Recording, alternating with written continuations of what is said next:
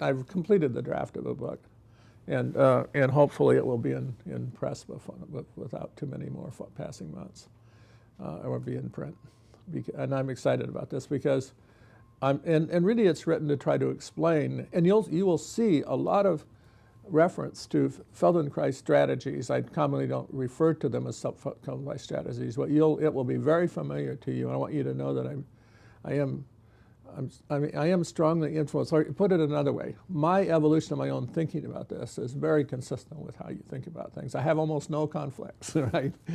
It's the difference between thinking about recovering movement or recovering anything by pounding on it in a stereotypic way, thinking I have to get the person to be able to go from here to here, right? To think about that's what the goal is. The goal is much more interesting than that. And it's more about, it's more about actually using a body and using variety to get there in all kinds of natural exploratory ways. I mean, that's really what it's about. And so this is expressed complexly and elaborately in this book. I hope in an understandable way to the average citizen. And I've also have written basically a second book, because what I've done is written a book that I hope an informed layperson can read. And then I've written, on a website, I've written a sort of annotated volume in which I don't have the text in the same elaborate way, but I have arguments about where or explanations about where the arguments come from. And there I do refer quite a bit to things like Feldenkrais practices.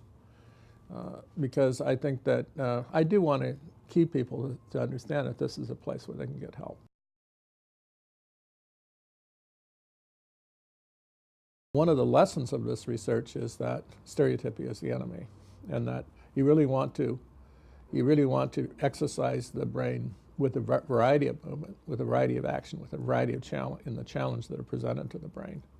And this is one of the principles that comes down from this line of thought, from the understanding that the feelings, the thoughts about movement are inseparable from the movement itself. But it's better to try to move to a point in space if you are trying to achieve some movement control at 100 different speeds or in 100 different ways to get to the point in space than to move, that 200 ways in exactly the same way, I mean, richer.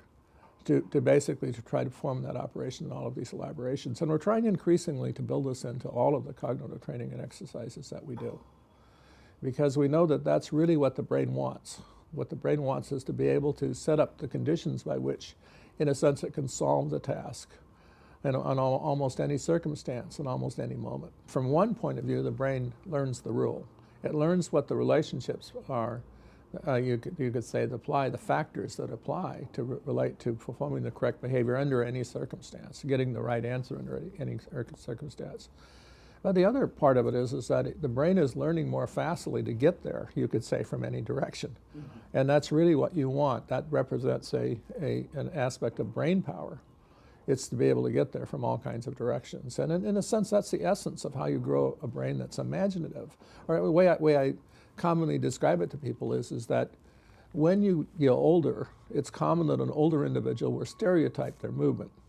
And as a consequence of stereotyping, let's say they're walking, they're actually less safe.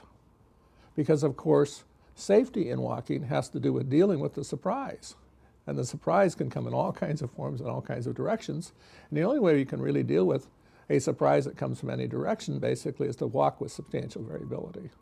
And the same with thought. The same in your operations in general. You basically want to enrich them, elaborate them, because basically that contributes to your not straight-lacing yourself in the point of view of how you're operating in thought, just like how you're operating in the control of your physical actions. So in a sense, the richer, the more variably you can move across these landscapes, the more powerful you are, and the more imaginative you are, and the more fun you're having. Another thing that we're always trying to control is to try to focus the attention, you could say, on and have people really think about, in a sense, feel themselves in the action. In that case, commonly it's a cognitive action. But we're trying to control that. We're trying to basically engage the individual in the task at hand in some relatively direct and controlled way. And we know from a rich variety of experiments, my phrase for it is, the brain only changes in a sense when it matters to it. And matters to it means it has to be engaged in a task. In a sense, it has to understand what it's up to, and it has to matter to it. And what that's really reflecting is the fact that under the right contingent conditions, it's releasing the neuromodulators that are actually controlling the brain change. And of course, it would not be so foolish or wasteful as to permit change when it has not itself determined that it's going to matter to it, that in a sense that it's going to benefit it. Witnessing the progression of change is a critical part of improvement. There are also really nice studies on motivation that have shown that when you believe that it's possible to change, when you actually believe, and this is something that in your instructive methods you emphasize, you can basically, you are witnessing the change, and in a sense you're conferring and reassuring that to the individual that's in action with you. And so quite rapidly, the person understands that they have the capacity to change. I mean, they begin to feel it, they begin to sense it, right? And that's a critical aspect of it. It's a critical part of, and when we talk about motivation and contributing to change, we're really talking about neurology. We're really talking about things changing in the brain that condition the brain, basically, to change. And it's been shown that this is a critical and important dimension of it, that you can have people be unaware of the possibility of change or aware of it, and the more, in a sense, they're aware of it and aware of the fact that they have the real potential to be different tomorrow as compared to today. The more they believe that, the more they understand that that's real, actually the more they change. This is another thing I like about what you do, because you understand that when you witness movement, commonly the movement is distorted or incomplete. Now, what I understand from my science to some extent is where that does come from. And another way to put it is that commonly, well, first of all, you can drive change, of course, in all kinds of directions that are less than ideal. And they can be developed in an individual as habits. And that can occur, of course, in the domain of thought. It can occur in the domain of action. So that when you look at someone in front of you, you can look at a person whose movements are very constrained or are very limited or are very distorted. It might be as a consequence of something pathological that's happened to them or with them, but it might just come out of, in a sense, a progression of habits that ultimately have led them in a not very productive or not very useful direction.